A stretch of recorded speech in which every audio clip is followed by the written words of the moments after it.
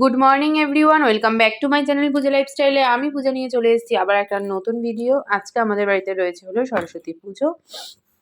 সোমবার সকাল 6টার দৃশ্যটাই তোমাদের সাথে শেয়ার করলাম। আমি, বোন আর মনা তিনজনই স্নান করে নিয়েছি আর চলে এসেছি উপরে এসে আমরা তিনজন এখন ঠাকুরের জোগাড় করছি। আর নিচে রয়েছে প্রচুর কাজ, যেটা বাবা আর মা দুজনে সামলাচ্ছে। আর আমার বরের এখন অবধি আসার নাম নেই।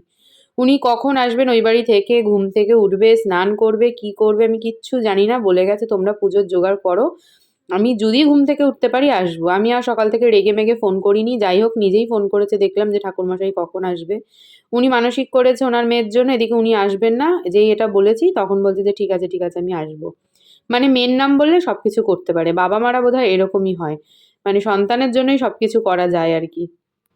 এদিকে বোনের রয়েছে ভীষণ রকমের শরীর খারাপ। ওর যে কি পরিমাণে ঠান্ডা লেগেছে আর কি পরিমাণে কাশছে সেটা শুধু ও বুঝতে পারছে। আর এই দেখো ঠাকুরকে মালা পরিয়ে ঠাকুরকে একটু আদর করে দিল। এদিকে ঠাকুরমশাই চলে এসেছে আর আমি এদিকে এখনও নারকেলের মধ্যে বাড়ি মেরে চলেছি। নারকেল কোড়াবো কখন জানি না, নিয়ে তো বসে রয়েছি। ঠাকুরমশাই এসে গেছে, ঠাকুরমশাইকে বলেছি একটু ঘরটাকে সাজাতে। আর আমি এই ফাঁকে দেখো টুক করে একটুখানি নারকেল কুড়িয়ে ফেলবো। আর এদিকে বোনও রয়েছে, হাতে হাতে ঠাকুরমশাইয়ের জোগাড় করে দিচ্ছে। যাই হোক, আমার বর নামক মানুষটি পুজোর কাজে হাত না লাগাতে পারলেও সে সেই ধুনোচিটায় ভালোই আগুন লাগাতে পেরেছে।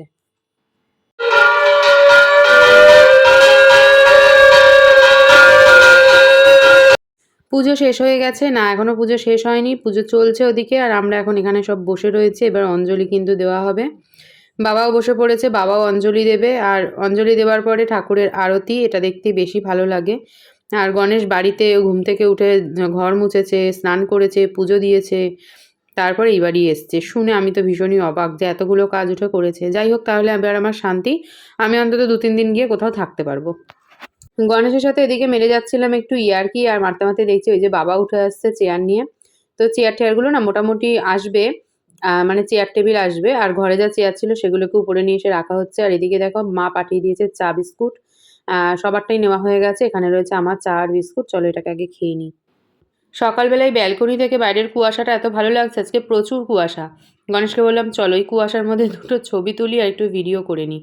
তারপর এই যে সকালের খাওয়া দাওয়া, মা কিন্তু টিফিন রেডি করে ফেলেছে, লুচি আর ছোলার ডাল। গণেশ খাবে, খেয়ে আবারও একটু বেরোবে। খাওয়া দাওয়া শেষ করে দুজনে মিলে চলে এসেছি উপরে চেয়ার টেবিলগুলোকে রেডি করে নিতে, যেহেতু আমাদের দুপুরে আর রাতে দুটো সময়ই অনুষ্ঠানের আয়োজন করা হয়েছে। মানে যারা দুপুরে, আমি পুরোপুরি রেডি হয়ে নিয়েছি। মনা এখনো রেডি হয়নি, মনা রেডি হবে। মনা রেডি হবে, আমি রেডি হয়ে নিয়েছি। শাড়ি পরবো বলে একটু তাড়াতাড়ি করে সাজুগুজু করে নিলাম। আর সবাই এরপর আসতে শুরু করবে, যেহেতু দুপুরে খাওয়া দাওয়া। আর ঠাকুরের সামনে একটা ছবি তুলে দিতে না, দুজনে মিলে একটু ভিডিও করলাম। আর মনাকে বললাম আমার একটু ছবি তুলে দে, এরপর তো তোরা সাজবি গুজবি রেডি হবি ছবি তুলবি, কিন্তু আমি কিন্তু আর কোনো কিছুই সময় পাবো না, এতটাই ব্যস্ত হয়ে যাব। সত্যি করে বল, সব কিন্তু প্রমাণ আছে, তুই ভিডিও দেখলে। তুই আমার একটাও ভিডিও দেখিস না, একটাও শর্টস দেখিস না। হ্যাঁ, তাহলে না বললি কেন? সরস্বতী ঠাকুর বেশি করে বিদ্যা দেবে। বিদ্যাং দেহি নম। ও আচ্ছা, ওই জন্য মাথা নিচে করে আছে। আমি ভাবছি মাথাটা তো, ও বাবা এবার মুখ লাকি লুকিয়েছে। বহুত লজ্জা পাইছে এরা, বহুত লজ্জা।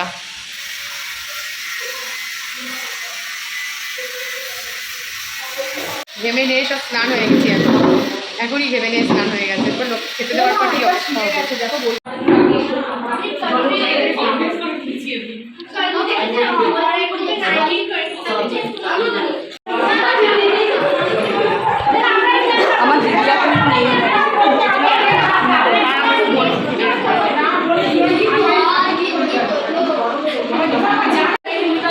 দাও দাও দাও দাও।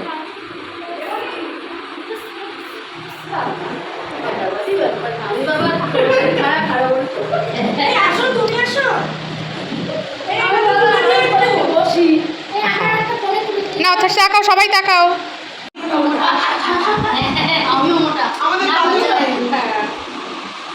তুলেছি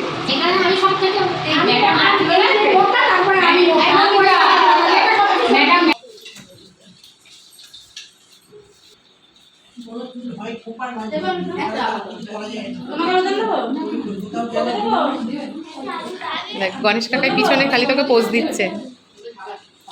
শাড়ি ছেড়ে নাইটি পরে এসে তারপরে আবার খেতে বসেছি, কারণ শাড়ি পরে মোটেও খেতে পারবো না, আমি বোন কেউই না। ওদিকে সায়ন খাচ্ছে আর মামি সবেমাত্র খেয়ে উঠে আমাদেরকেই পরিবেশন করছে। আমাদের মেনুটাই তো তোমাদের জানানো হয়নি। মেনুতে ছিল আজকে vegetable chop, salad, fried rice, Kashmiri আলুর দম, চাটনি, পাঁপড়, মিষ্টি, নলেন গুড়ের রসগোল্লা। পোলাও করার জন্য অনেকেই সাজেস্ট করছিল, কিন্তু আমি পোলাও খেতে একদমই ভালোবাসি না। যেহেতু আমার অনুষ্ঠান, তাই আমি আমার পছন্দ মতন করবো, তাই কিন্তু ফ্রাইড রাইস করেছি। আর এটা চলে এসেছি একদম রাতের লুক নিয়ে, রাত্রেবেলা নাইটি চেঞ্জ করে আবার পরে নিয়েছি একটা কুর্তি। এখন আর শাড়ি পরা আমার কোনোভাবেই সম্ভব নয়। তো এখন যারা আসছে তাদের ভিডিও খুব যে বেশি করা হয়েছে তা না, কারণ রাত্রিরটা মানে সন্ধে রাত্রে এত পরিমাণে লোক চলে এসেছিলো যে আমি ভীষণভাবে ব্যস্ত হয়ে গেছিলাম। ফোন আমার কাছে ছিল না, চার্জ নেই, মানে সব কিছু নিয়ে একটু ঘেটেই ছিলাম। সকাল থেকেই তো করে চলেছি, তাই না?